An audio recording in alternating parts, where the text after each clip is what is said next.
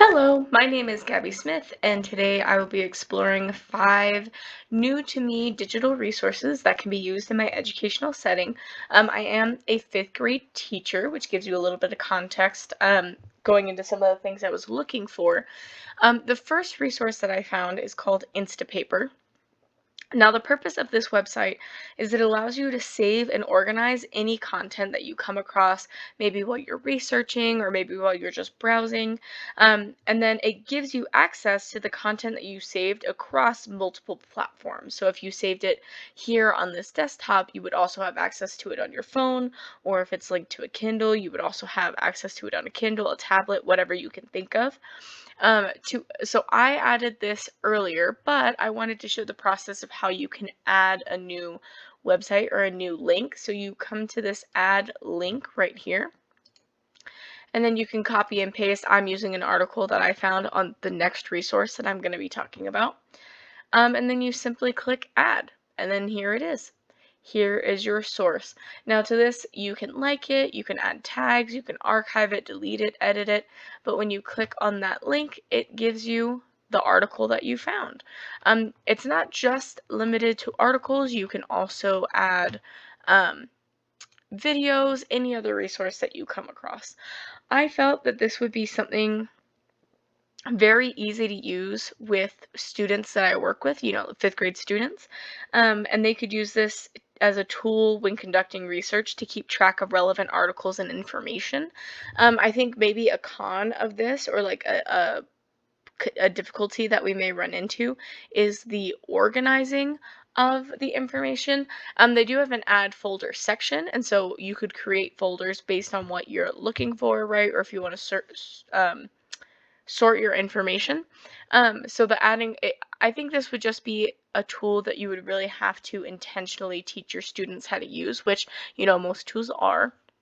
But I think fifth grade students could easily learn how to add a folder based on what they're researching or what information they're trying to sort, and then they could put their information in there. Overall, I think this is a really useful tool. I think it helps limit the amount of clutter that you have in your tabs up top because you have access to everything you need here. I find tabs to be really overwhelming for me when I'm doing my work and I want to be able to find all my things quickly. So I think this would be a really useful tool in the educational setting. The second source that I would like to look at is called Edutopia, and this is where I found that article that I just added into my Instapaper. Um, I'm sure Edutopia is very, very popular, but it is not something that I have worked with previously. I've heard colleagues, and people here and there mention Edutopia, but it's just not something that I ever had the opportunity to check out.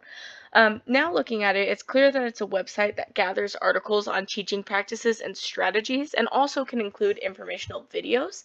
I really like that it switches, or you can search by topic. Maybe you're looking for information on assessment, project-based learning. There's a list of all topics listed alphabetically, which I find to be very, very useful. Sometimes, you know what the overall topic you're looking for, or you're looking for information in, but you don't know exactly what to search. So I find this to be incredibly helpful. Um, and I think this is just really useful as an educator to have a place to start when looking for resources in different areas. Like I said, sometimes you don't know what questions to ask, and this is an opportunity for you to just have a bank of sources at your fingertips. It's very easy to navigate, and it is a free resource for educators. So I think this is something that would be incredibly useful, something that I can really see myself using moving forward. You can see that you can have comments and discussions. I told Edutopia, it tells you to fill out information based on like what your role is, and so it's showing me that this is rated for like elementary use, right? And because I am an elementary school teacher, which I find to be very, very helpful, it's nice to look for that little orange check mark. The next resource that I found is called CommonLit, and again, this is another resource that is free for educators and students. Um, I teach specifically ELA and social studies, and so I'm always looking for more resources and more resource banks, um, where I can pull articles from, or look for different resources, as I said, to use for my students. And they have this library tab. When you click on that, it gives you so many different articles.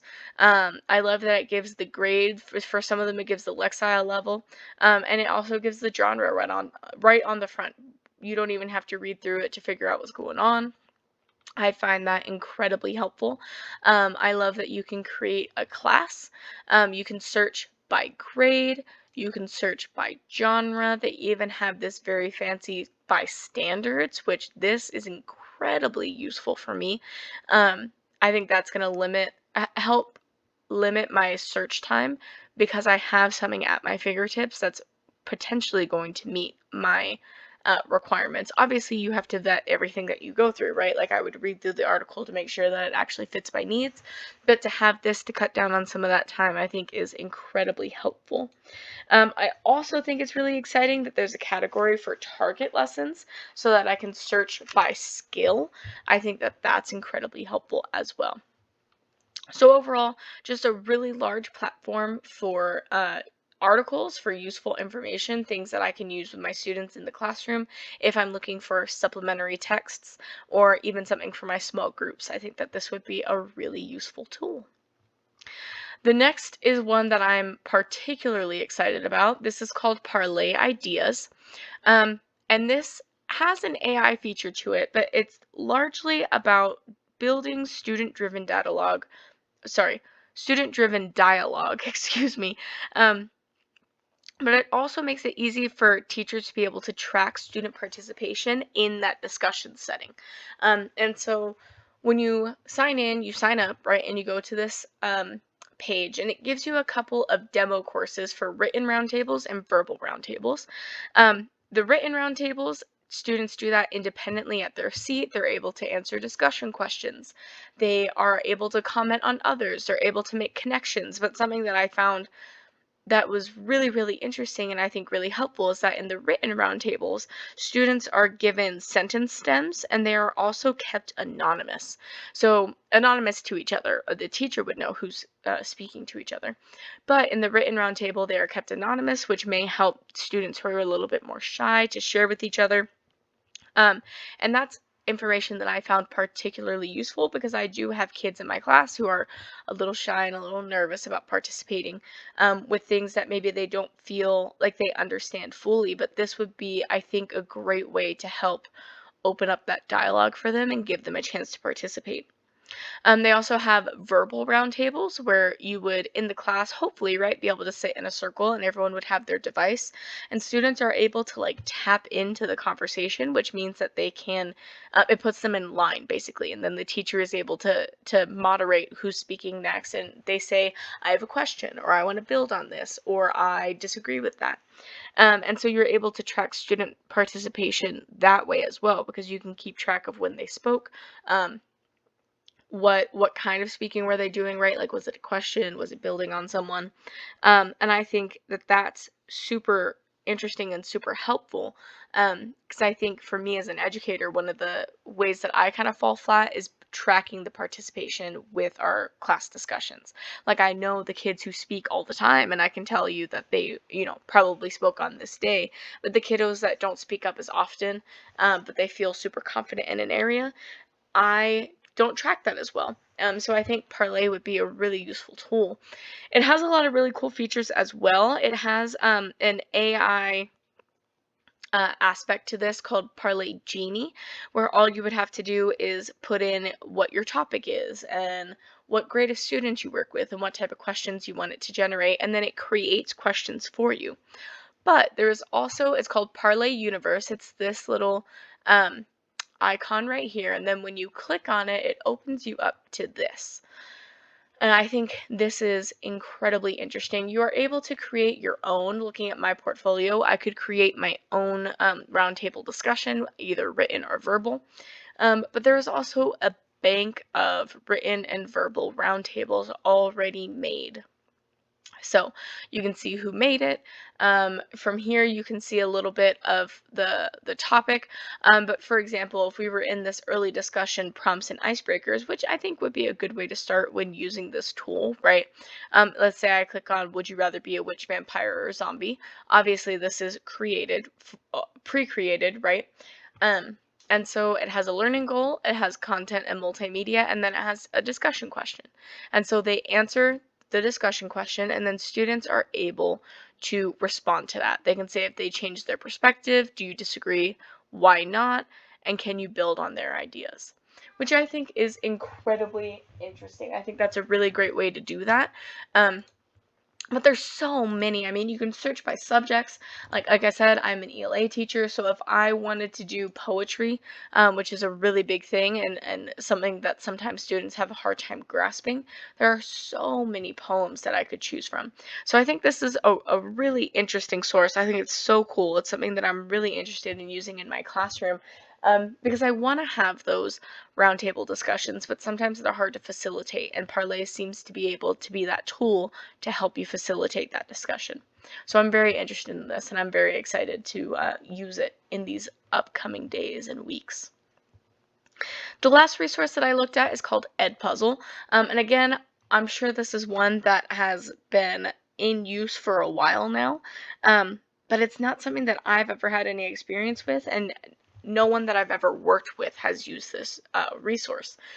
So, Edpuzzle, the purpose of this is that it creates interactive video lessons. You're able to pick your own video, right? And it says new to Edpuzzle, and it gives you these nice little introduction videos. But you find your own video, you create a class, and then you can also create questions for your video, or you can choose pre-made video assignments, which are done down here. So I'm going to click out of here. But if I was looking for, something on root words, there's a video in here on root words, and then at certain points of the video, it would stop and ask you a question. Could be a comprehension question. It really depends on your learning goal and what you're trying to do with your students. I think this adds a level of engagement to assigned videos that likely were not present previously.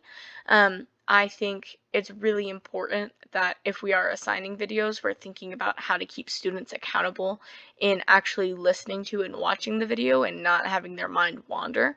I think if they know that they're going to have to answer questions later, then they're going to be more engaged and more focused in the learning. I also think this is awesome for the fact that you can grade the answers to the questions digitally versus collecting and grading papers. I'm a big fan of being able to just have everything at my fingertips, grades and such at my fingertips, versus having to go through the process of grading it when I could just assign right or wrong answers and have the program do it for me, which I think is interesting. I think you would have to be careful with making sure there's that accountability piece, right, of making sure that students are actually watching the video on their own and not just waiting for their buddies to get to the question that they're struggling on. But I overall think that this is a really interesting resource. I could see this being used in small groups. I could see this being used in whole group. I could see this being used in intervention, right, to really touch on whatever subject the students in that group are struggling with. So those are the sources, the digital resources that I explored this week. It was very, very exciting. I feel like I learned a lot, and I'm very excited to start using them in my classroom. Thank you so much for your time. I really appreciate it.